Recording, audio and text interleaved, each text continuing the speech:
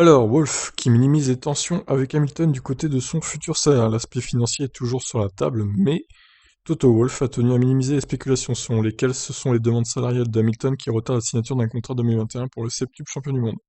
Il se dit que Mercedes n'est pas disposé à répondre aux demandes d'Hamilton, au milieu de l'impact économique du coronavirus, en particulier avec un plafond salarial imminent à venir en F1 pour les pilotes d'ici à 2023. Interrogé à ce sujet, le directeur de Mercedes a admis à Abu Dhabi que l'aspect financier est toujours sur la table. Cela fait partie de la discussion et ce n'est jamais très amusant des deux côtés. Mais je dois aussi dire que dans son cas, ce n'est pas un paramètre essentiel, il s'agit davantage de la façon dont il se voit dans ce monde et comment ces processus de pensée fonctionnent. Hamilton a montré être autre chose qu'un pilote star. Il a une parole forte, il est influent. La chose importante pour Mercedes, c'est de voir comment nous pouvons utiliser comme ambassadeur de la marque, combien de jours est-il disponible en dehors de la piste.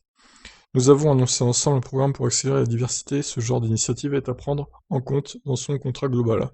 Wolff indique que les pourparlers finaux auraient dû commencer la semaine dernière, mais Hamilton s'est retrouvé à l'isolement et enfermé dans un hôtel de Bahreïn avec le Covid-19. J'ai pris en compte son état de santé, et nous n'avons pas pu avancer. Mais nous sommes tout à fait d'accord sur les conditions générales. Maintenant qu'il est sur pied, nous allons passer ce dernier Grand Prix et ensuite nous parlerons. Wolff a aussi tenu à minimiser le risque que Hamilton, âgé de 35 ans, profite de l'occasion pour prendre sa retraite de manière soudaine comme Rosberg en 2016, ou passer dans une autre équipe. De mon point de vue, rien ne l'empêche de continuer en F1, donc je suppose que c'est très probablement ce qui va arriver. Mais je n'exclurai rien, on m'a déjà surpris une fois. Oui, avec Rosberg. C'était pas prévu qu'il prenne sa retraite, l'ami Nico. Ensuite, je ne pense pas que Lewis voudra jamais conduire ailleurs en Formule 1, il va encore finir certaines choses avec nous.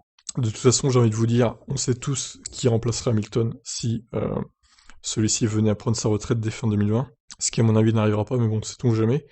Ça serait évidemment Russell qui prendrait sa place, et qui serait avec Bottas du coup. Mais bon, on n'en est pas là, et il faudrait bien qu'on sache ce que va faire Hamilton quand même d'ici la fin de l'année. Ça serait pas mal, non? Qu'est-ce que vous en pensez? Parce qu'on arrive à mi-décembre, on sait toujours pas quoi. Incroyable. Mais écoutez, sur ce, je vous laisse réagir. Ciao.